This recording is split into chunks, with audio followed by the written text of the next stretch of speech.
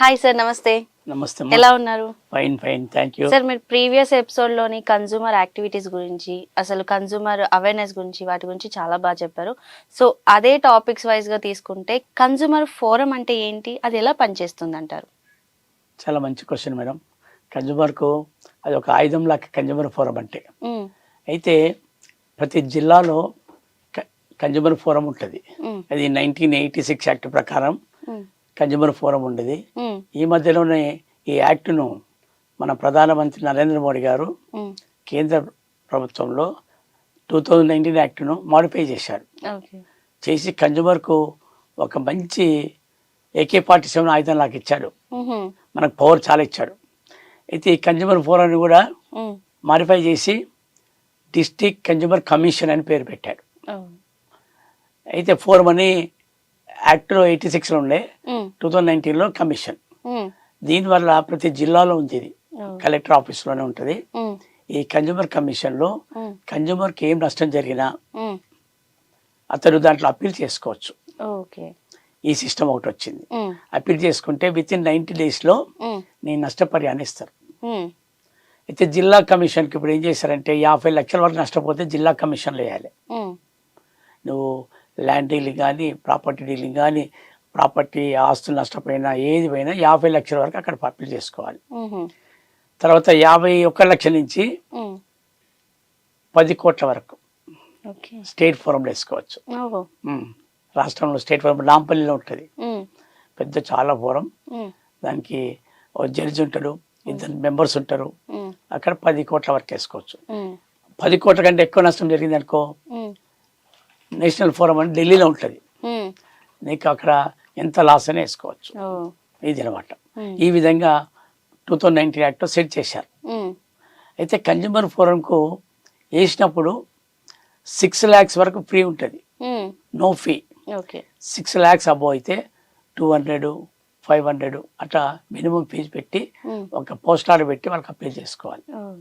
చేసుకుంటే ఆ విధంగా అతనికి జడ్జిమెంట్ ఎట్లు ఇస్తారు అంటే, ఈ మధ్యలో కొత్త యాక్ట్లో మంచి అనుభవం ఉన్నటువంటి కన్జ్యూమర్ యాక్టివిస్టులను, రిటైర్ జడ్జిలను, రిటైర్ MROలను తీసుకొని మీడియేటర్గా అపాయింట్మెంట్ చేసింది గవర్నమెంట్. చాలా మంచి సిస్టమ్. ఈ మీడియేటర్స్ వాళ్ళకు సలహాగా పనిచేస్తారు. నాకు 2022 నుంచి ఇచ్చారు.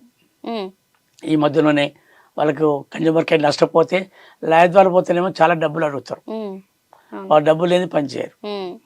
కానీ కన్జ్యూమర్ ఫోరంలో కన్జ్యూమర్కి నష్టం జరిగితే డబ్బులు లేకుండా సాయం చేయాలి అనే యాక్టివిస్టులు మీడియేటర్స్గా వచ్చారు.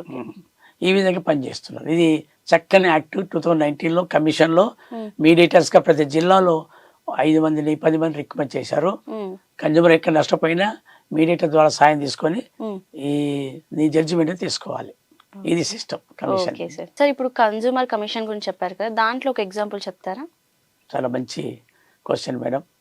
ఎగ్జాంపుల్ అనేది ఈ మధ్యలో నేను మీడియేటర్కి వచ్చాక ఒక శంషాబాద్లో ఎలక్ట్రిక్ ఓలా కంపెనీ వచ్చింది.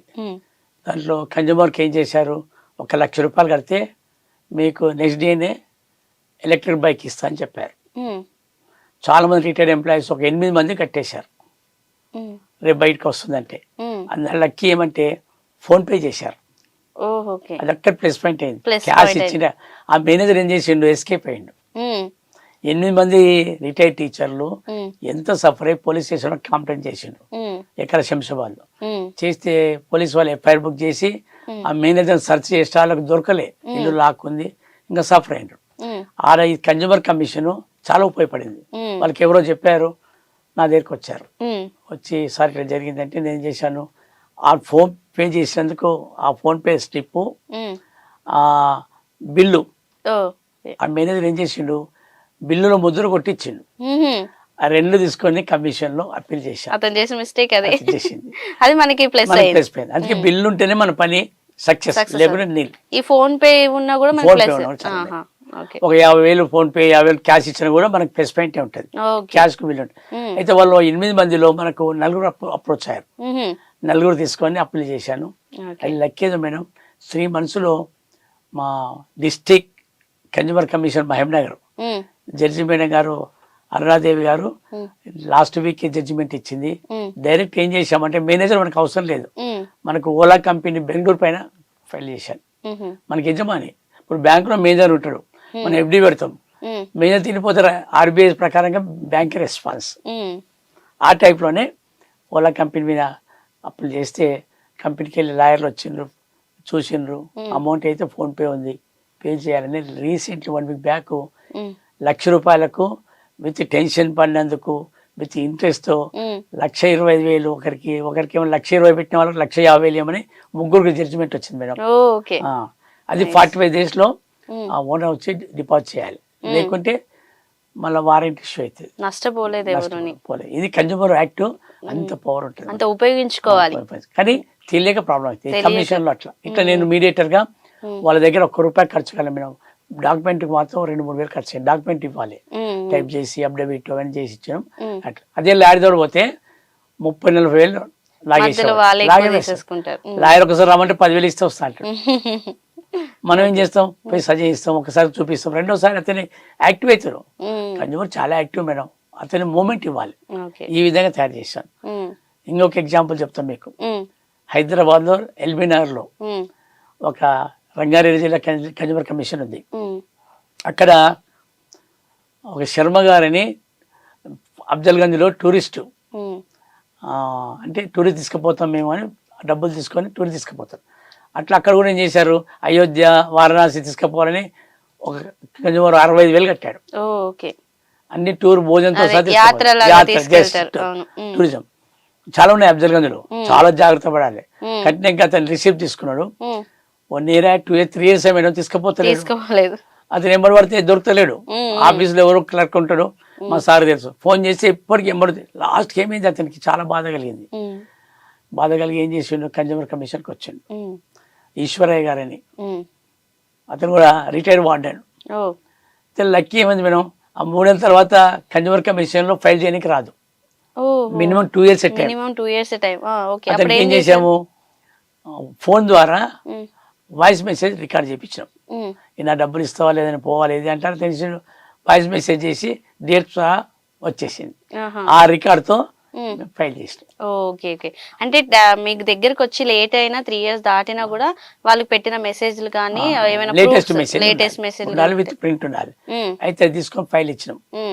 ఇక్కడ లతా మేడం అని జడ్జి గారు, ఆమె కొద్దిగా ఎక్కువ కేసులు ఉన్నాయి కనుక లేట్గా వస్తున్నాయి. 90 days పోయి 9 months అవుతున్నాయి. చాలా వేల కేసులు రంగారెడ్డి జిల్లా అంటే. హైదరాబాద్ చాలా అవేర్నెస్ కదా మేడం. అయితే మొన్న రీసెంట్లీ 3 days బ్యాక్ వచ్చింది. అది 60,000కు ₹1,00,000 ఏమని ఇచ్చిండు శర్మ గారు. ఇప్పుడు కోర్టుకు వచ్చిండు. వచ్చినాక ఆటోమేటిక్గా మధ్యవర్తిత్వం చేసిండు. 60,000 ఇస్తా తీసుకుంటే అతను ఇల్లే. ఈ కోర్టు ఖర్చులు అన్నీ కలిసి ₹1,00,000 జడ్జిమెంట్ వచ్చేసింది. ఇలాంటి అవేర్నెస్ వచ్చింది. ఇటువంటి మీడియేటర్గా మనం హెల్ప్ చేసాం. అదే లాయర్స్ అంటే మనకు డబ్బు ఖర్చు అవుతుంది, లాయర్స్తో సలహా తీసుకోవాలి. వాళ్ళు సివిల్ కోర్టు, క్రిమినల్ కోర్టు పోవాలి. ఈ దీంట్లో లాయర్స్ ఏం లేదు, ఒక సలహాని ఇస్తుండాలి. లాయర్ ద్వారా పోతే మేము చాలా నష్టపోతాం. కమిషన్ ఒక పెద్దల సభ. ఊర్లలో ఏం చేసేది మేడం అంటే పెద్ద మనుషులు కూర్చొని పంచాయతీ తెంపేది. ఆ టైప్లో 2019 యాక్ట్లో మన కేంద్ర ప్రభుత్వం ఇది ఒక రాజుల సభ, పెద్దల సభ, మనం కూర్చొని డిస్కస్ చేయాలి. అంతేగాని కోర్టు అని భయపడరాదు. డైరెక్ట్ మేడం మన ముందుకి పిలుస్తుంది. ఆ విధంగా ఫీల్ కావాలి. మనం కోర్టు అని భయపడకుండా డైరెక్ట్ వెళ్ళి అప్లికేషన్ ఇచ్చుకోవచ్చు, ఇచ్చి మనం మాట్లాడవచ్చు. ఈ విధంగా కమిషన్ అనేది మన కొరకే, కన్జ్యూమర్ కొరకే వచ్చింది కనుక అందరూ ఈ కమిషన్ ఉపయోగించుకొని నష్టపోయినప్పుడు భయపడకండి. ఏ రూపంలో కన్జ్యూమర్ నష్టం చేసినా, వస్తువు కొన్నప్పుడు, ప్లాట్ కొన్నప్పుడు, బిల్డర్ ఇల్లు కొన్నప్పుడు వాడు బాగా సతాయిస్తుంటాడు. వాడు ఎవరికి నాడు కన్జ్యూమర్ కమిషన్ అంటే భయపడతాడు. దీనికి బాస్ కలెక్టర్ ఉంటాడు, జడ్జి ఉంటుంది, ఫుడ్ ఇన్స్పెక్టరు, డ్రగ్ ఇన్స్పెక్టరు, తర్వాత డిఈఓ, కమిషనర్, వీళ్ళందరూ దీంట్లో ప్రొటెక్షన్ మెంబర్ కనుక పవర్ఫుల్ ఉంటుంది.